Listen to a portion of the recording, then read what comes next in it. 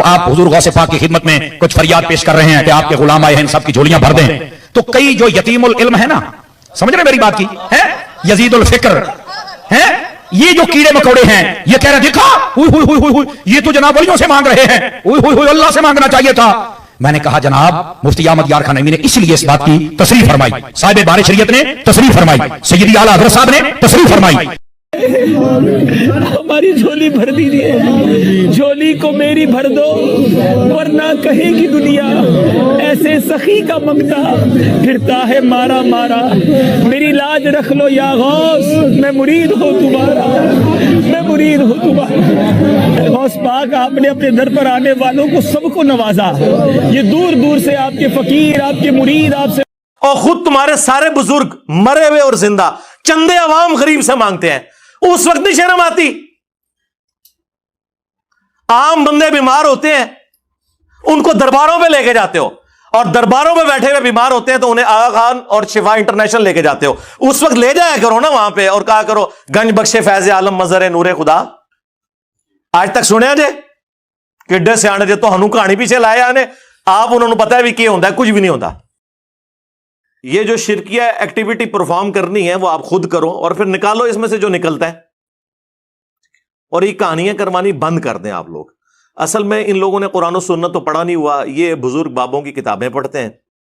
یہ جو کیڑے مکوڑے ہیں یہ کہہ رہے دیکھا یہ تو جناب ولیوں سے مانگ رہے ہیں، اللہ سے مانگنا چاہیے تھا. میں نے کہا جناب مفتی احمد یار خان نعیمی نے اس لیے اس بات کی تصریح فرمائی، صاحب بار شریعت نے تصریح فرمائی، سیدی اعلیٰ حضرت صاحب نے تصریح فرمائی، ہمارے تمام بزرگوں نے تصریح فرمائی. اب یہ اس طرح کی باتیں پتہ کیوں کرتے ہیں؟ انہوں نے بابوں سے یہی کچھ سیکھا ہوا ہے. بابا جی بابا جی بابا جی بابا جی ایک سوال ہے بابا جی، اگر آپ ہوا میں سونا نکال سکتے ہیں بابا جی تو دیش کی غریبی کیوں نہیں مٹا دیتے بابا؟ جواب بابا جی، جب آپ خود سونا نکال سکتے ہو تو ہم لوگوں سے چندہ کیوں لیتے ہو بابا جی؟ جواب ہریو ہریو ہریو. یہ رانگ نمبر ہے، یہ رانگ نمبر ہے. ہاں آیا نا یاد؟ یہ انہوں نے یہی کچھ سیکھا ہوا ہے. میرے بھائی سورہ توبہ پڑھے. سب سے کرٹیکل جنگ نبی علیہ السلام کی مبارک زندگی کی غزوہ تبوک، 1.5 لاکھ کی فوج لے کر کیسر روم عرب کے بارڈر پہ آ گیا ہے، دنیا کی سب سے بڑی سپر پاور، اور نبی علیہ السلام کے پاس صرف 30,000 جانثار صحابہ ہیں جن کے پاس سامان بھی پورا نہیں ہے، اور مخالفت میں 1.5 لاکھ کا لشکر. باقی صحابہ ہیں جا نہیں سکتے ساتھ. سورہ توبہ آیت نمبر 92 میں اللہ تعالیٰ فرماتا ہے کہ اے نبی علیہ السلام تمہارے پاس لوگ حاضر ہوتے ہیں کہ ہمارے لیے کوئی سواری کا بندوبست کر دیں، ہم بھی آپ کے ساتھ جائیں جہاد کے لیے. تو تم ان سے فرماتے ہو کہ میں کوئی ایسی چیز نہیں پاتا کہ جس کے ذریعے میں تمہاری مدد کر سکوں، تمہارے لیے سواری اور جانے کا ساز و سامان ارینج کر سکوں. تو تم دیکھتے ہو کہ یہ تم سے اس حال میں پلٹتے ہیں کہ ان کی آنکھیں آنسوؤں سے تر ہوتی ہیں اس غم کے سبب کہ وہ اپنے نبی کے ساتھ مل کر اللہ کی راہ میں جہاد نہیں کر سک رہے. تو اس وقت حضور علیہ السلام نے تو نہیں اوپر دیکھا تو سونا، درخت دیکھا تو سونا، ادھر دیکھا تو سونا. وہ تو ترمذی میں اوپر تلے 2-3 احادیث موجود ہیں کہ سیدنا عثمان غنی رضی اللہ تعالیٰ عنہ علیہ السلام نے اپنی جو دولت تھی حضور کے قدموں پہ نچھاور کی تبوک کے موقع پر، اور نبی علیہ السلام نے انہیں جنت کی بشارت سنائی. تو ظاہری اسباب تو اختیار کر رہے ہیں. نبی علیہ السلام کی تو کہیں یہ تعلیمات نہیں ہے کہ آپ کو پیاس لگے تو آپ جو ہے وہ 10 دفعہ دروشی پڑھ لیں، بھوک لگے تو 10 دفعہ آپ سبحان اللہ و بحمدہ سبحان اللہ العظیم پڑھ لیں. میرے بھائی اللہ نے دنیا کو اسباب کے ساتھ جوڑا ہوا ہے، تو آپ اس قسم کی چیزیں کیوں لوگوں کو بتاتے ہیں؟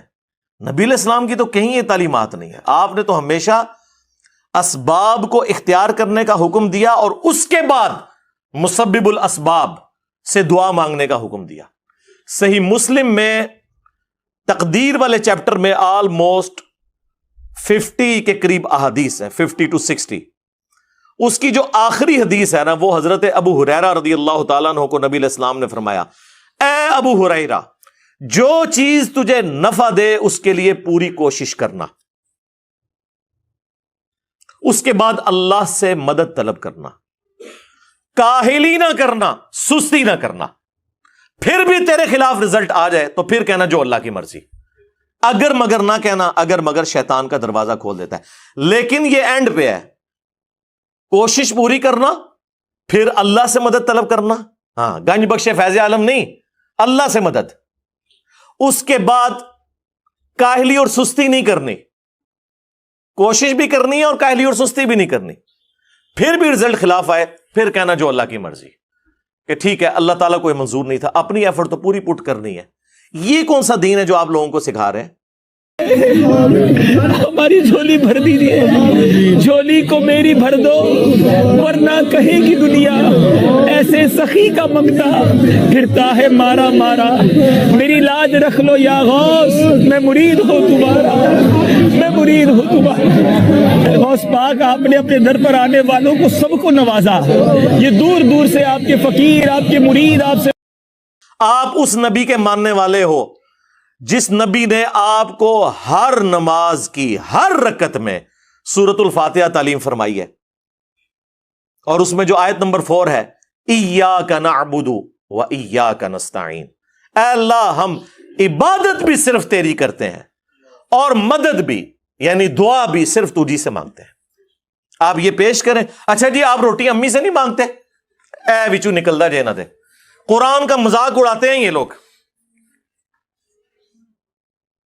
اور جی کوئی پانی میں ڈوب رہا ہو تو وہ پھر اللہ کو پکارے گا یا وہاں پر موجود بندوں کو پکارے گا؟ اندازہ کریں جی، وہ مسلم کی حدیث میں آ گیا نا کہ پہلے کوشش کرے گا، بندوں کو پکارے گا، اسباب اختیار کرے گا، اور پھر اللہ سے مدد بھی طلب کرے گا کہ اے اللہ یہ جو سبب میں اختیار کر رہا ہوں یہ اس قابل ہو کہ مجھے بچا لے۔ جی یہ کہاں لکھا ہے؟ جی قرآن میں لکھا ہوا ہے وَتَعَاوَنُوا عَلَى الْبِرِّ وَالتَّقْوَى وَلَا تَعَاوَنُوا عَلَى الْإِثْمِ وَالْعُدْوَانِ، نیکی اور پرہیزگاری کے کاموں میں ایک دوسرے کی مدد کرو، برائی میں ایک دوسرے سے الگ رہو۔ قرآن میں حکم ہے کہ روٹی امی سے مانگنی ہے، اور امی کو حکم ہے کہ اس نے بیٹے کو کھلانی ہے۔ پورا قرآن پڑھ کے تو دیکھو، تو ہم لوگوں کو کہانیاں کروائی ہوئی ہیں جی روٹی امی سے مانگیں گے۔ او میرے بھائی ایک سمپل سی بات ہے، آپ یہ میرے سامنے بیٹھے ہیں، میں آپ کو کہتا ہوں مجھے پانی پلا دیں، سامنے موجود ہے، آپ بغداد شریف میں وہاں بھی قبر کے اندر ہے، میں کہ مجھے پانی پلا دیں، وہی بات وہی جملہ غائب میں پکارنا ہو جائے گا، یہ شرک ہو جائے گا۔ کیا تمہاری یہی ڈیوٹی ہے کہ تم لوگوں کو شرک کے دروازے کھول کھول کے بتاتے رہو، حالانکہ شرک ہوتا نہیں ہے؟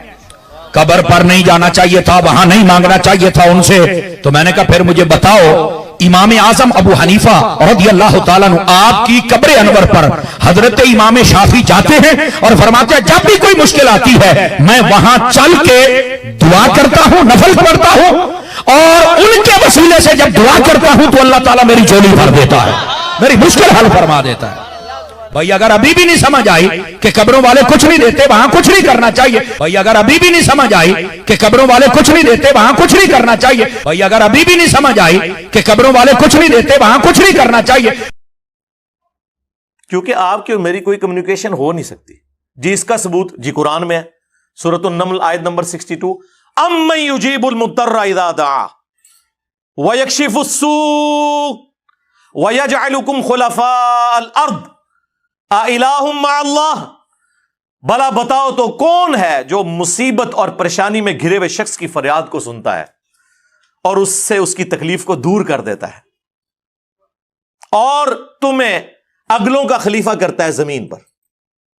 اَإِلَٰهٌ مَّعَ اللَّهِ، کیا اللہ کے ساتھ کوئی اور الہ بھی ہے جس کی یہ کوالٹیز ہوں؟ قَلِيلًا مَّا تَذَكَّرُونَ، بہت کم ہی تم نصیحت حاصل کرتے ہو۔ اس آیت کے اندر اللہ تعالیٰ نے کلیئر کٹ حکم فرما دیا کہ جو کوئی شخص اللہ کے سوا کسی سے دعا کرتا ہے گویا کہ اس نے اسے اپنا خدا، الہ اور معبود مان لیا ہوا ہے۔ بارش کون برساتا ہے؟ اللہ۔ ڈیوٹی کس کی ہے؟ فرشتوں کی۔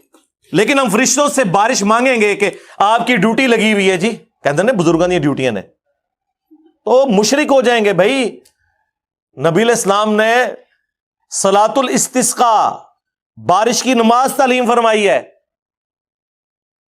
اور جی جو مدد کر رہا ہے مشکل کشا تو ہے نا، تو بھائی سب سے بڑا جو مشکل کشا ہے وہ تو سورج ہے، آپ کا کوئی بابا اتنا بڑا مشکل کشا نہیں ہے۔ دنیا میں موسم سورج کی وجہ سے تبدیل ہوتے ہیں، دنیا میں ہوائیں سورج کی وجہ سے چلتی ہیں. دنیا میں بارشیں سورج کی وجہ سے ہوتی ہیں. سمندروں کا پانی ویپریٹ ہو کر گلیشیئرز کی فارم میں سٹور ہوتا ہے, وہاں سے پگھل کے زمین کے اوپر اور نیچے دریا چلتے ہیں, بارشیں ہوتی ہیں. آپ کی گندم, ہر طرح کی جو فصلیں ہیں سورج کی وجہ سے وہ پکتی ہیں. تو کیا ہم کہیں گے المدد یا سورج ذرا آپ بادلوں سے باہر تشریف لے آئیے کہ سردی کا موسم قریب آ رہا ہے, اور بادلوں میں چھپ جائیے کہ گرمی کا موسم قریب آ رہا ہے؟ بھائی یہ نہیں, آپ فرشتوں کو بھی نہیں کہہ سکتے کہ فرشتوں یہ پیغام دے دو, نہیں, آپ کہیں گے اللہم صلی علی محمد وعلی آل محمد, اللہ پہنچائے گا. یا بخاری مسلم میں حدیث ہے, جب تم پڑھو گے السلام علیک ایھا النبی ورحمۃ اللہ وبرکاتہ, السلام علینا وعلی عباد اللہ الصالحین, تو زمین و آسمان میں ہر نیک بندے تک اللہ تعالیٰ تمہارا سلام پہنچا دے گا. ہم یہاں بھی جو پڑھتے ہیں تو رسول اللہ تک ہمارا سلام پہنچ رہا ہے.